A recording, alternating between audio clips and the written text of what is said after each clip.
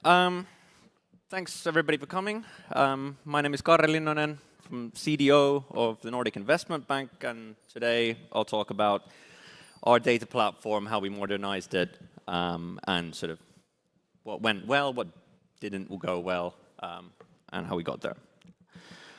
First of all, a little bit about us. So NIB is an international financial institution. We were established by the 5 Nordic countries in 1975, and then in 2005 the Baltic countries also joined as member states. Our mission is to finance projects that improve the environment and productivity of this region.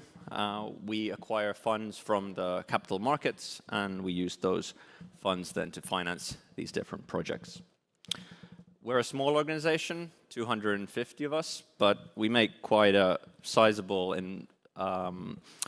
impact in this region. So in 2023, we did about 3.4 billion euros of lending.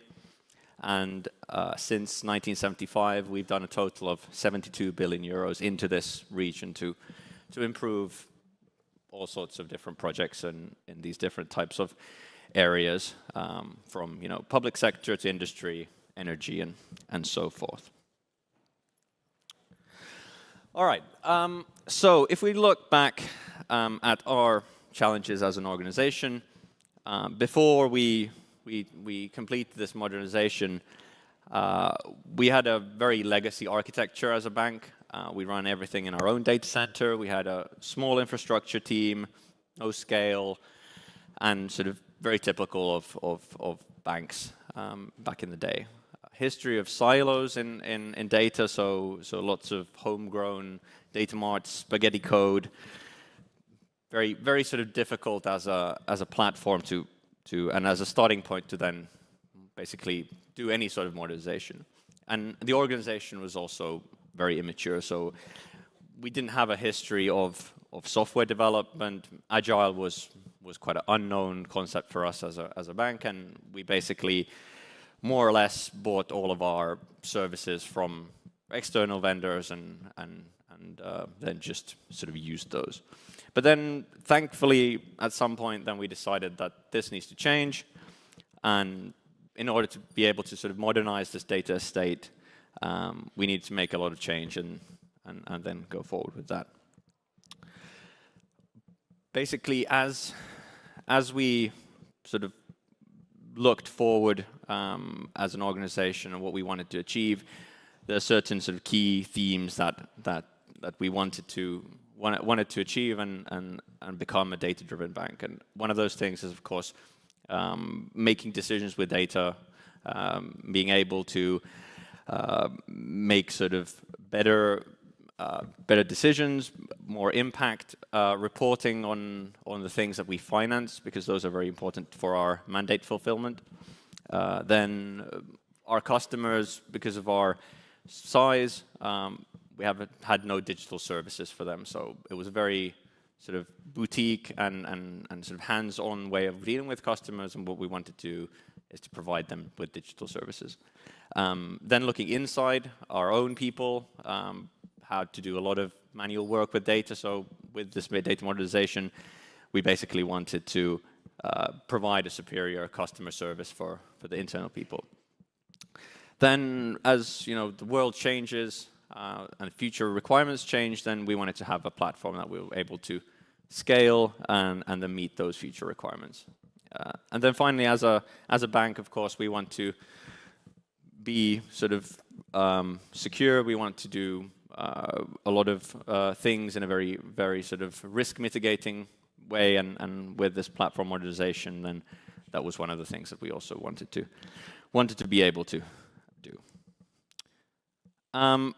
When this cloud transformation started going forward, we had certain key themes that emerged in terms of how we were going to do things. And then one of these key themes was sort of automation with data ops. That's something that we decided from the beginning that we need to have a way to do these things in an automated fashion with with little manual work, and be able to measure that output so that we can be effective.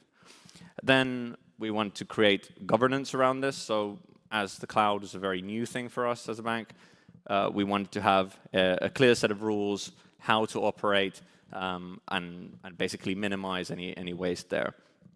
And then looking into cloud services, we wanted to do native things first. We want to do a lot of managed services without having to build things from scratch. And as this sort of developed, then it became clear that we wanted to do this in a very sort of modular and well-architected way.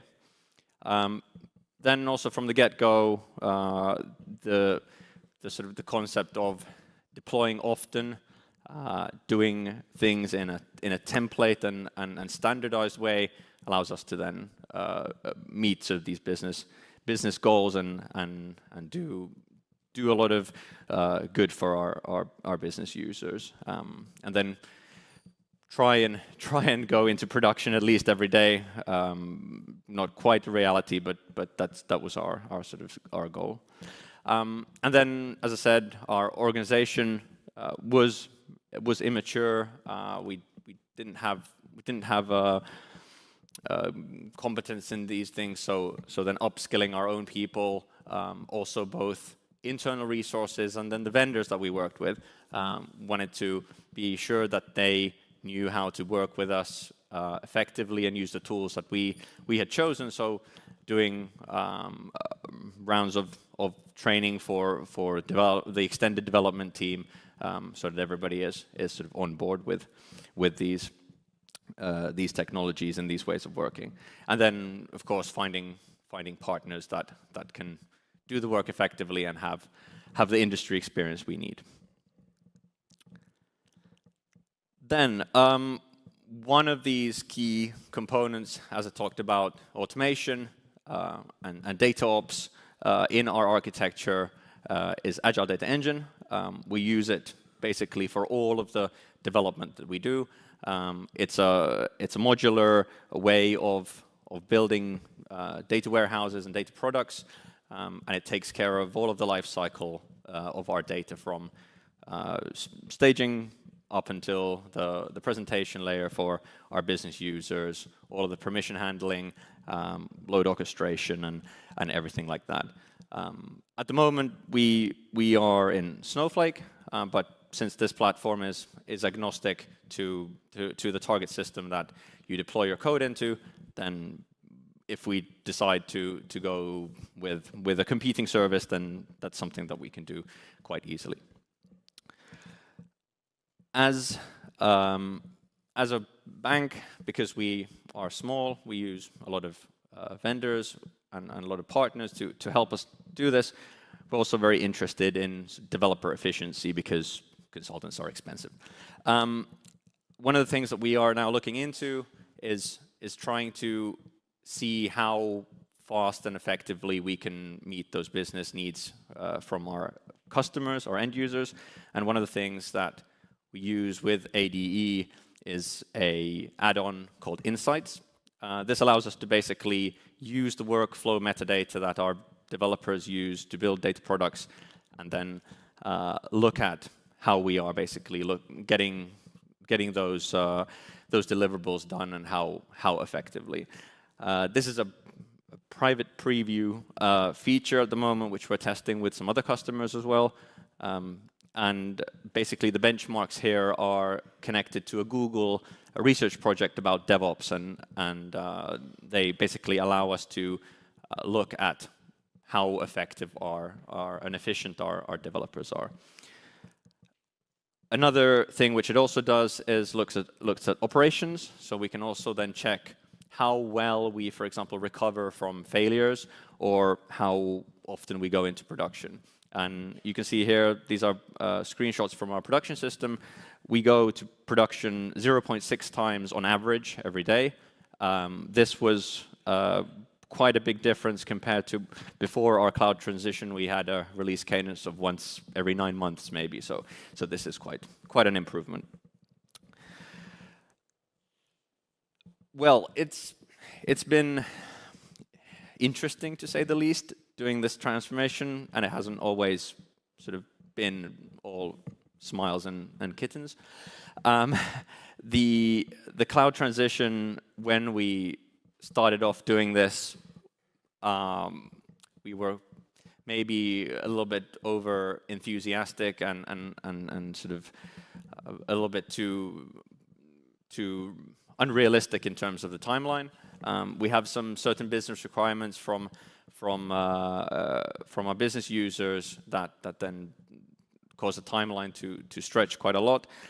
We do multi-temporality in our business logic layer, and this was a lot more work on the transition side than we expected. Then, as many other customers and many other banks as well, source systems are wholly unreliable in many cases, and this is also something that was a lot more work than we anticipated.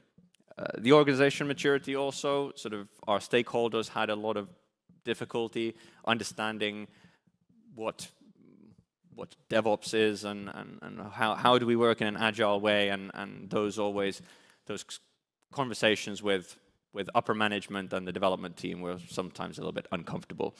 And then, of course, also traditional metrics about how we do things don't always apply here, and that's an issue. Then many people can probably relate to this garbage in, garbage out about data quality. We've been able to improve it vastly in the project, and after going into the cloud, but those things come back to haunt you very easily when you are in a sort of a firefighting mode all the time. Then you quickly fix and then go forward, and then once you do refactoring, then you notice that these things come back to haunt you. And then user acceptance testing for data warehouses. For some reason, test automation is difficult. I don't know why. It just is. And business users, as our organization has a small amount of users, that having those people available to do testing and be sure that what we have built is in line with their requirements has been sort of also a stretch in the timeline. So here's a quick architecture picture about what we've achieved in about a year or so. As I said, in our project, we basically threw everything into the trash can and redesigned everything from the ground up. We decided that the bank wants to have a platform that is easily manageable and modular. We looked at lots of different types of options and decided that vanilla cloud services are things that make our life easier, and as it's all built in infrastructure as code, very easy to handle with a small team as well. Our source systems are mainly file and batch based, so we don't have a lot of this very fancy streaming data that we have to handle. So it's basically just one-time file delivery every single day. But since we have a variety of different types of data sources, we can then process those with the different services that we have. And in the middle, as I said, we run ADE and Snowflake, and then at the business end, we have then a variety of different types of serving applications and other ways that then the business users interact with our systems. In the sort of the background, this is quite a simplified picture of our network topology and how we do, for example, the security, but just to get a better picture of what we've achieved in about a year or so. If we then have a look at some lessons learned before we look into the future about what's up next, as I said, we did a greenfield project, so this was the first time the bank had gone into the cloud. Redesigning everything from scratch is not a very common and sort of course in my opinion, also quite stressful at times, but very rewarding in a sense that you don't take your technical debt into the cloud when you do these types of modernizations. We had a lot of problems with the timelines, with estimating the real work, because when you start going forward with these things, then issues with data and issues with previous implementations pop up, and then those estimating that actual work is difficult. Having this foundation that we built with cloud governance and guardrails about how we work was, invaluable. The design patterns and sort of reference architecture from your hyperscalers helps getting things sort of started, and this modular approach allows you to quickly iterate very easily. We couldn't have done this without using DataOps, because as a small bank with limited resources, we need to be very efficient with how we do things. So, like, maximum amount of automation, a minimal amount of wasted time is the key to success here. And doing very small iterations constantly, pushing data products out every day allows us to then sort of quench that thirst for data from the business side. And one thing that sort of all the tools are excellent that are available, but if you have people who don't know how to use them, then they're of course completely rubbish. And for us, having this push to upskill the business users with these new tools, but then also upskilling our own developers, and then even in certain cases upskilling our partners as well in the same technology, was basically one of these things that made this a reality. Then, if we look finally at what's up next, as I said, this is a very recent thing. We went into production last year in 1st of December, so we've just gotten started now with all the things that the bank can do with this new modernized data platform, and we want to be able to support that user adoption. So we've started training programs for the tools that we have and the technologies that we have and the ways of working.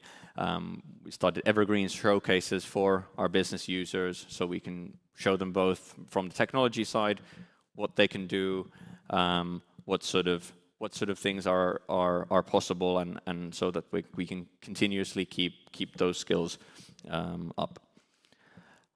Then some sort of more concrete things. We are moving our financial risk modeling into Databricks. That's something I'm super interested about, because previously it's been well, not that great. And then as we have this new platform where we can do things in a very modern way for our core systems that are being renewed, we can provide them data via data contracts. Central API management allows us to do that, and we can open up sort of data to our more advanced users in different ways, so that then they can take advantage of those in different use cases. Then the footprint of Snowflake is growing in our organization.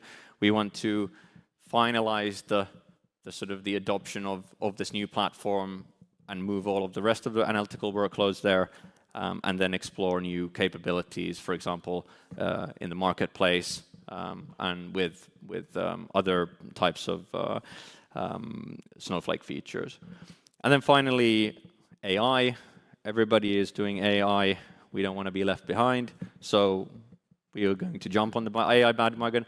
I have absolutely no idea what that means, but we have been using Copilot in the development team, and that's been improving efficiency. But we don't know what this means, but somebody will probably tell me. That's it. Thank you. If you have any questions, please put them in the app.